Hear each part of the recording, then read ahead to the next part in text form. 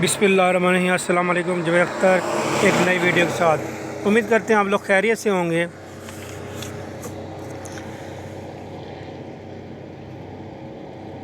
عقل مند باپ کے بیٹے کی توبہ۔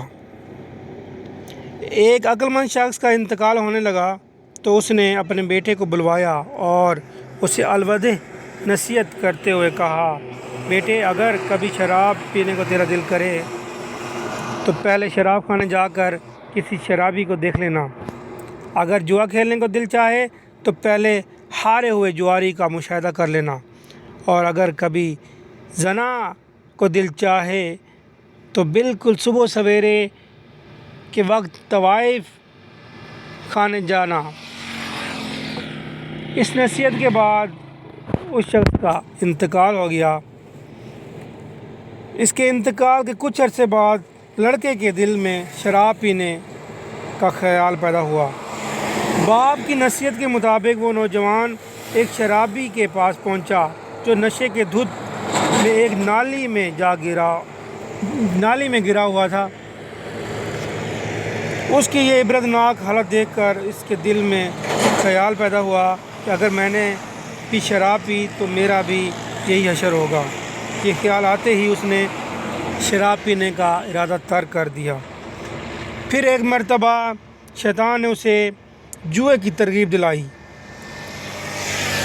حسب وصیت یہ پہلے ایک ہارے ہوئے جواری کے پاس پہنچا۔ اس نے دیکھا کہ ہار جانے کے باعث وہ جواری شدید رنج و غم میں مبتلا تھا اور اس کی حالت نہایت ہی قابل رحم تھی۔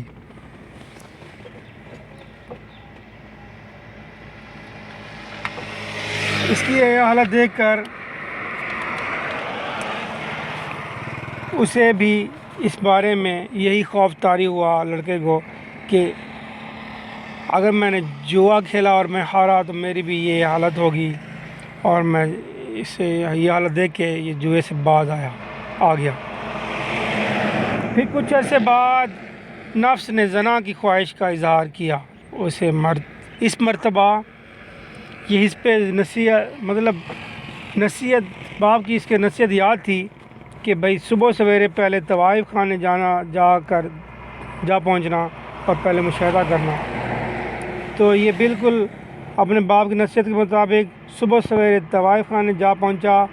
جب دروازہ بجایا تو کچھ دیر بعد ایک طوائف باہر آئی۔ نیند سے بیدار ہونے کی وجہ سے اس کی آنکھوں میں گندگی بھری ہوئی تھی، بال بکھرے ہوئے تھے، بغیر سرخی پاؤڈر کے چہرہ بالکل بے رونق نظر آ رہا تھا۔ اس پر نامرادی چھائی ہوئی تھی، تر و تازگی نام کی کوئی چیز نہیں تھی، منہ سے بدبو آ رہی تھی۔ اس نے میلے کچیلا لباس پہن رکھا تھا جس سے پسینے کی بو آ رہی تھی۔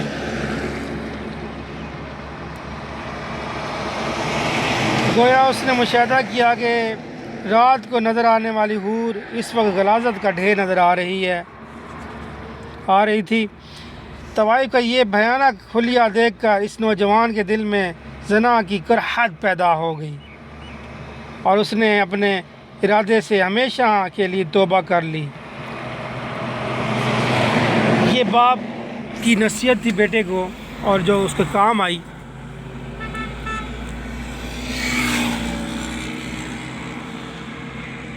ہمیں ہمیشہ اپنے بزرگوں کی نصیحت پہ عمل کرنا چاہیے، ان کے مشاہدوں سے فائدہ لینا چاہیے، اور ہمیں اللہ ہر عذاب سے بچائے اور نیک راہ پہ چلانے کی توفیق دے۔ آخر میں آپ سے ریکویسٹ ہے کہ آپ میرے چینل کو لائک، سبسکرائب اینڈ اچھے سے کامنٹ دیں۔ Thank you.